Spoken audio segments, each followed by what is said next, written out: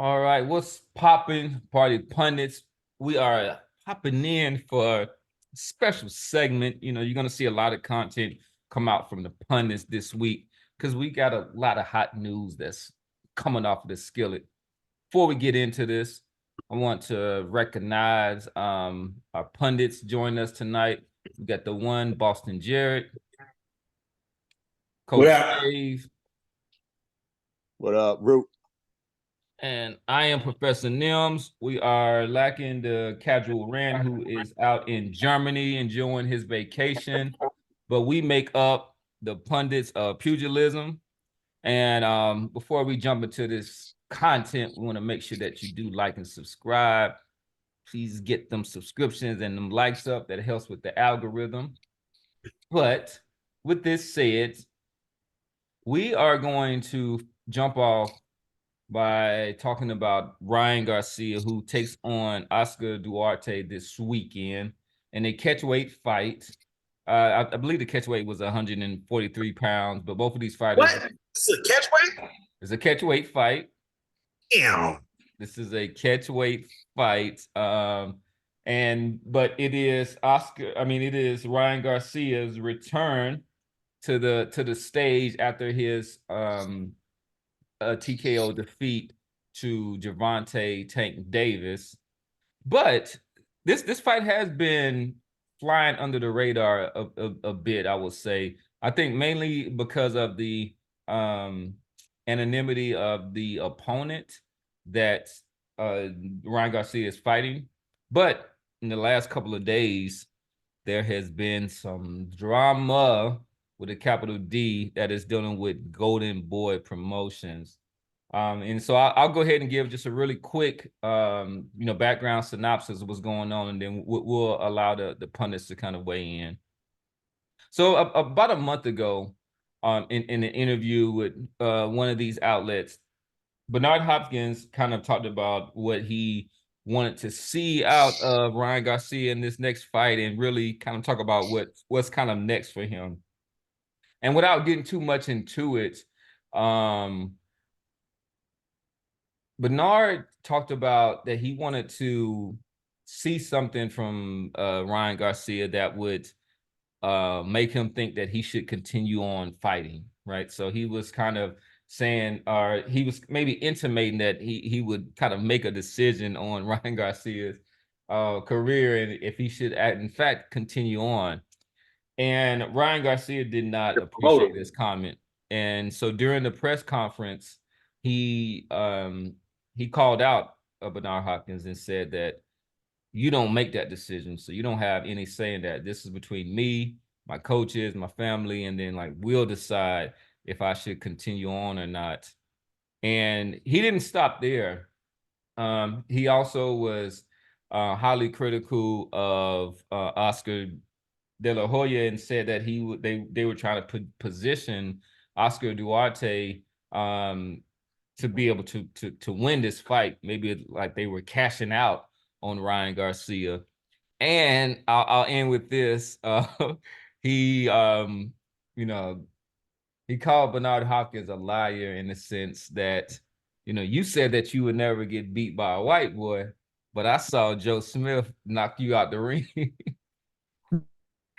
And so the histrionics from Oscar De La Hoya and him just in the background, just sitting there just gesticulating, rubbing his eyes, and just he kind of mouthed to somebody off camera something to the effect of like what is he doing? So they were totally caught off guard by this situation. But let's start with Coach Dave, and then we'll kind of throw it to Boston Jared. So what are your thoughts on this situation? And do you think that it'll have any impact on Ryan Garcia once he gets into the ring?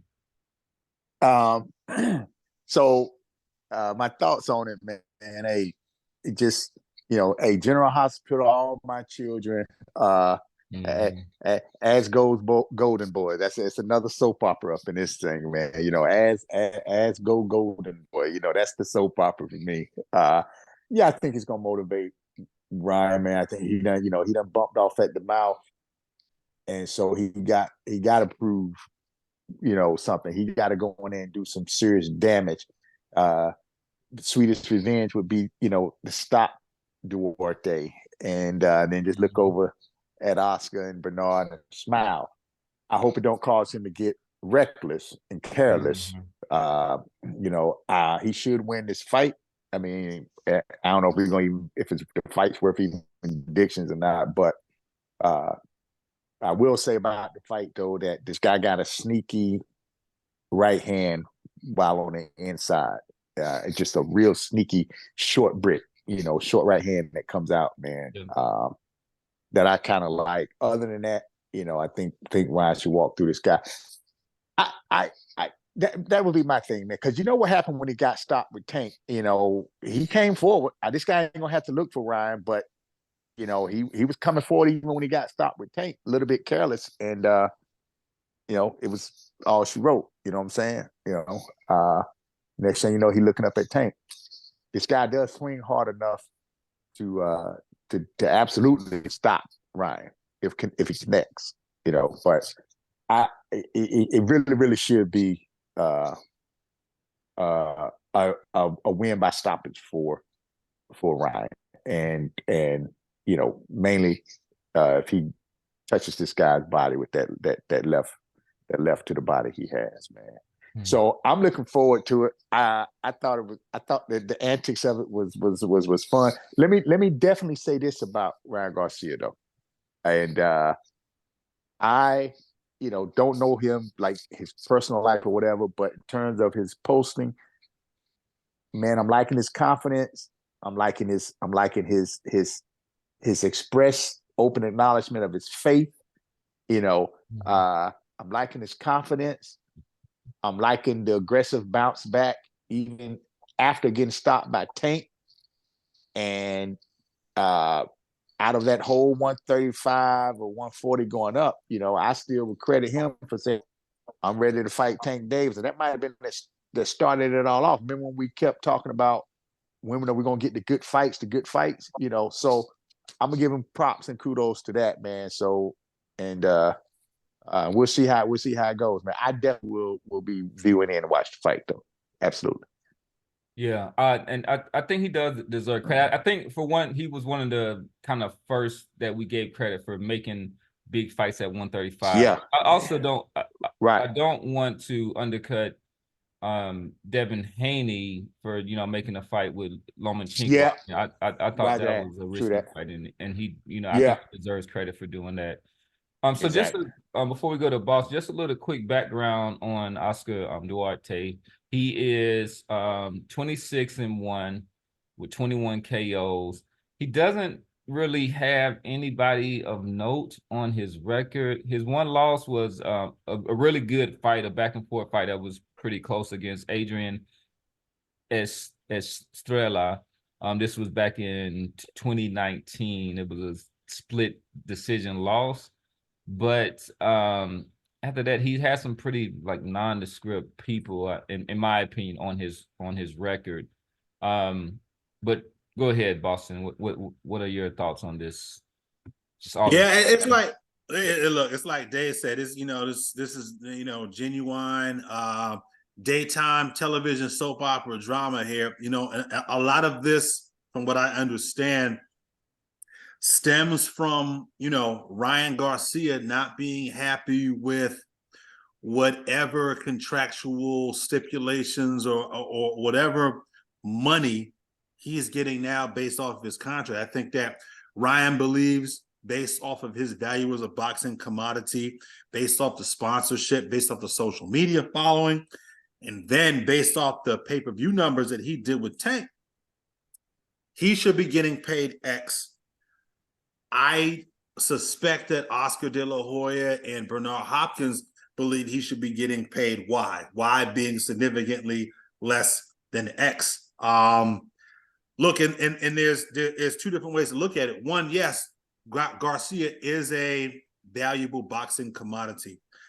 I don't know that he is as valuable as he thinks he is. I don't think that because he got paid X amount of dollars to fight guys like Tank, he should be getting anywhere close to that for fighting a guy like Oscar Duarte. Look, a lot of that's just speculation on my part. Some of that is because I'm in the know with some of the stuff that goes on the zone because of some personal relationships that I have.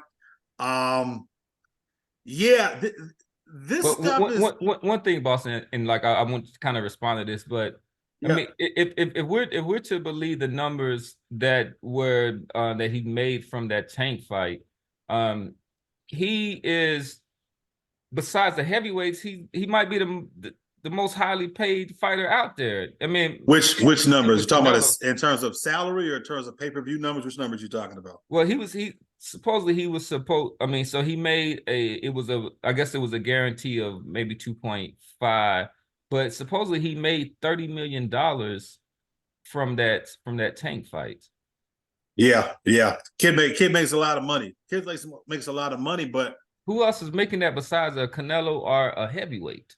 well, as far as guaranteed purses, there are other guys who were getting more guaranteed money. But in terms of the amount of money that they're able to generate, I agree with you. Ryan Garcia is one of the most valuable boxing commodities in the sport. Now, he hasn't who's not a demonstrated. champion, right?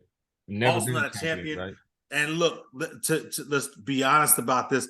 He hasn't really demonstrated that there isn't a long track record of him being able to generate that amount of money. But look, Tank Davis wasn't doing those type of numbers prior to fighting Ryan Garcia. Tank Davis does have a track record of being on pay-per-view, and he has not been able to produce the type of numbers he was able to produce against Ryan Garcia. But getting back to what I said earlier, just because he made X, Y, and Z against Tank, and because he has the following that he has, and because he has the endorsements that he has, I don't know that justifies him being able to get drastically more than what he's getting now. Again, assuming that is the root of this conflict here, and I've got it on half decent authority that it is. It's never ever a good situation when a fighter is at odds with his promotional team. And I can't remember the last time I saw a guy go out in a press conference and confront his promoters at the press conference. The closest thing we've seen to that is Bud Crawford saying what he said about Bob Arum at their press conference. So yeah, not a good sign. Not a good sign. Not a good sign. We'll see. As far as how this relates to the fight, you guys have seen more of Oscar Duarte than I have. I know nothing about Oscar Duarte. So I don't know what's going to happen with this fight. The message that I got a day or two ago out of the blue was from somebody over there who works for the zone, was be on the lookout for the robbery. Look, I think given what's going on between Ryan and his promoters, it behooves him to not let a fight like this be competitive. All right. Or if it is going to be competitive, make sure you take it out of the judge's hands at some point. If I'm Ryan and his team, I don't want this thing going to the scorecards. Do what you got to do to get this guy up out of there, because it can't go to the judges' score. Can't go to the judges. So the fix is against Garcia, is what you're saying. Well, that was what was implied to me. That was what was implied to me, that be on the lookout for the robbery. Yeah. Okay. Yeah, because this kid is this kid wants a lot of money, and he is very, very, very valuable. He is an asset to Golden Boy. Golden Boy wants to keep him, but they don't want to keep him for the amount of money that he wants, is what I'm assuming. And if he loses again to a guy named Duarte, it's going to be very, very tough for him to go back to the negotiating table and say, "Hey, I want X, Y, and Z." So that would be the rationale. That would be the rationale for the fix. That'd be the rationale.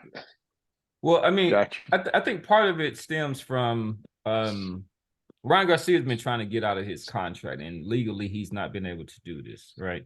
So back in September of this year, Ryan Garcia alleged in June via a demand letter that his promotional contract with Golden Boy had been breached, and then there was a mediation between the promotion and the boxer that began on October the 18th, and obviously they ruled in the favor of Golden Boy um, uh, promotions in there. So They being the arbitrator.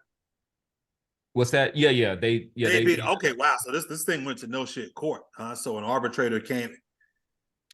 And so essentially, this stems from a contract because I guess Garcia signed with Golden Boy way back in 2016, but he signed an extension in September of 2019. And he's trying to say at this point that that contract is over because of some type of a 7-year type of like a service kind of a agreement. That's part of it. And then yeah, so the arbitrator, like the mediator is what they're calling it. So Garcia also accused Golden Boy of failing to satisfy the terms of the Ali Act. So this is the federal law that protects the rights of boxers, particularly like you can't have like a manager and the promoter, you know, come from the same entity, right? They have to kind of act independently from there.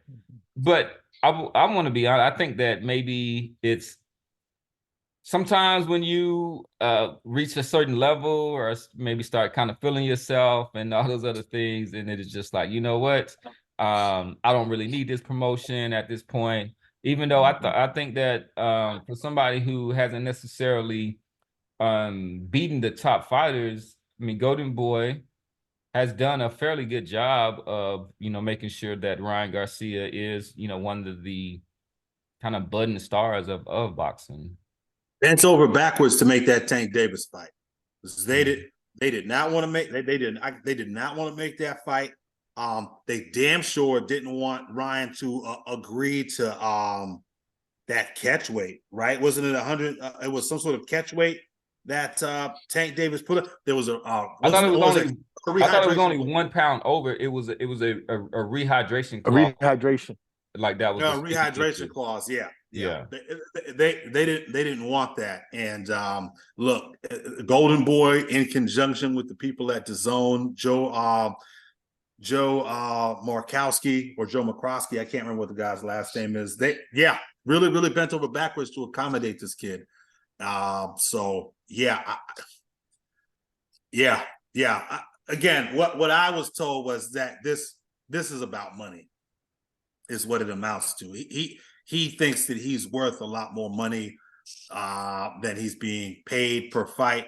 And again, we talked about Teofimo Lopez earlier this week, who seems to be in a very, very similar situation with Top Rank. These guys are looking around at their peers and what their peers are getting. Guys like Shakur Stevenson, who apparently got $4 million to fight Edwin De Los Santos. They're looking at what guys like Devin Haney are making, and they want to make what these guys are making. They feel like they're worth every bit as much as these guys are, and they're not getting it apparently. So, and they want it, and they're willing to be vocal about it. So, you know, I mean, does it all come down to money in there? Because I mean, there was a similar. I don't know. There was a similar situation between Oscar and Canelo Alvarez, and you know, at the time, Canelo Alvarez had signed one of the richest, not just boxing contracts, but just sports contracts in history. At that, and it was something that we kind of we were a little bit skeptical because of the fact that it gave Canelo a lot of power in the fights that he could choose, and it was like, this guy's gonna make close to a half a Billy, and then he could, you know what I'm saying, fight a bunch of bums, and then That's what the Canelo Oscar DAZN conflict was over. It was choice of opposition, and contractually, Canelo had the ability to have final say over who he fought, and DAZN had enough of that. DAZN was like, "Hey, look, we're not paying you. We don't want to pay you XYZ amount of money to fight the guys you're fighting." And Canelo's position was, "Well, my contract says I can." And DAZN's position is that, well, hey, look, we're the network. You work that out with Golden Boy, because you had that contract established with Golden Boy prior to coming to DAZN.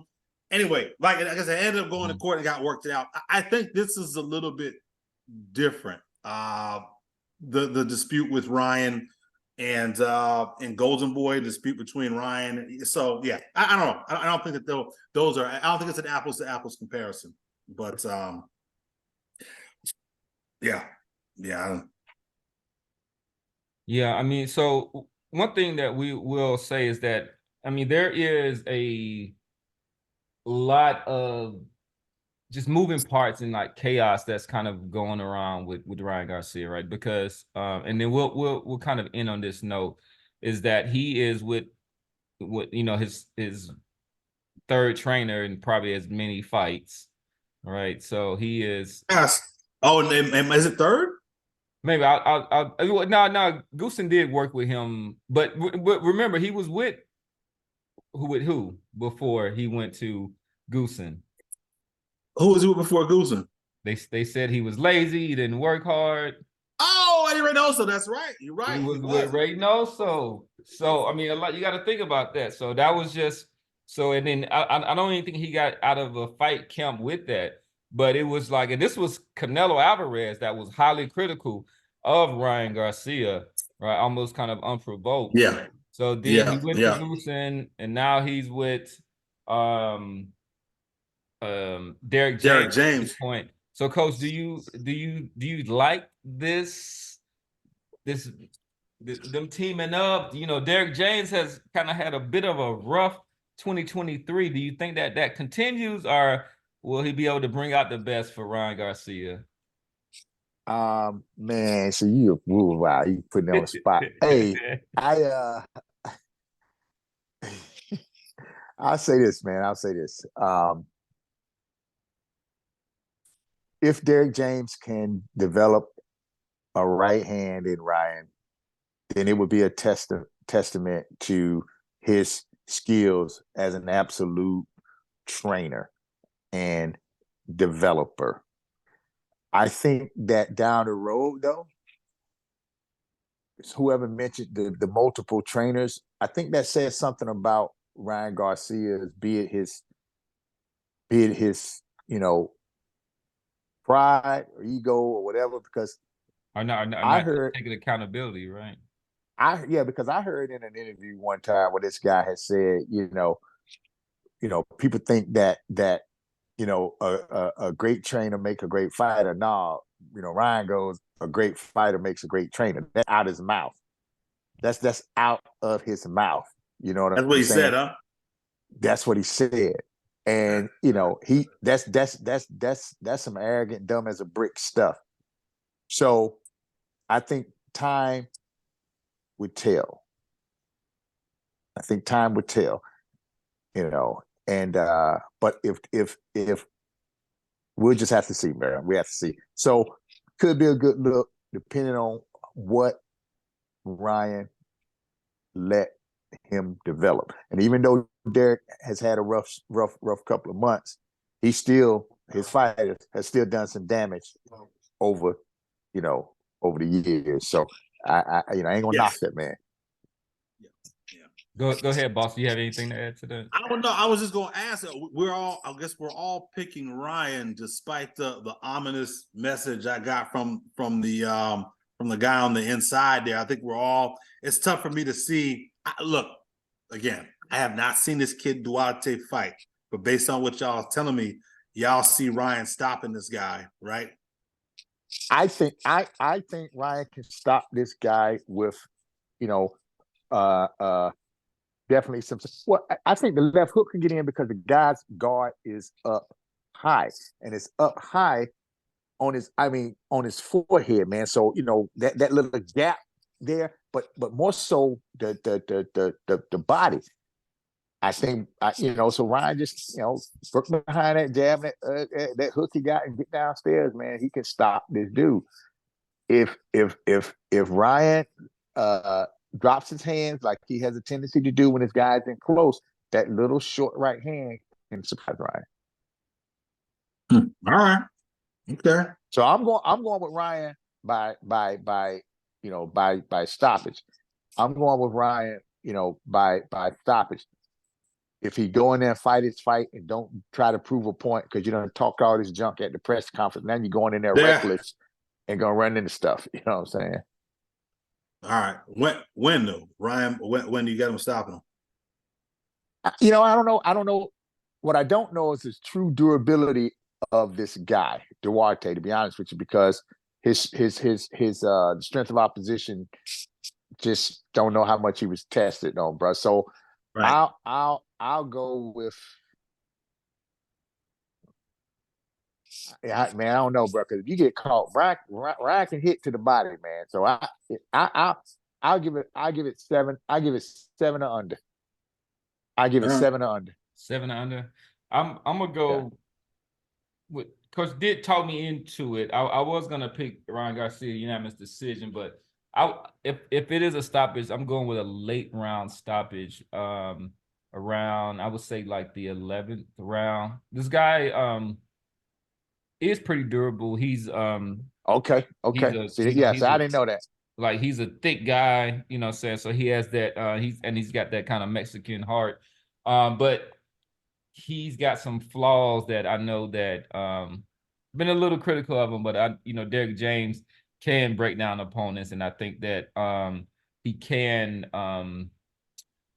take advantage, or he can, instruct Ryan Garcia to take advantage of those flaws. So I'll go with a late round stoppage, but I'm gonna go. But you convinced me, Coach. I was looking at unanimous decision, but I think that body shots, because he's got the way that he whips that left hand, and the thing is he's right-handed, which I didn't realize in there. So, Garcia.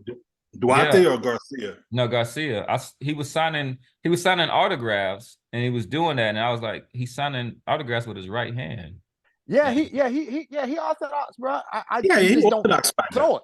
He orthodox fighter. He just don't. Yeah, but I thought he was Oscar De La Hoya, where Oscar De La Hoya was left-handed, but fought with his left hand in front. You know what I'm saying? How they take fighters and like sort of like Miguel Cotto, who was left-handed but fought orthodox.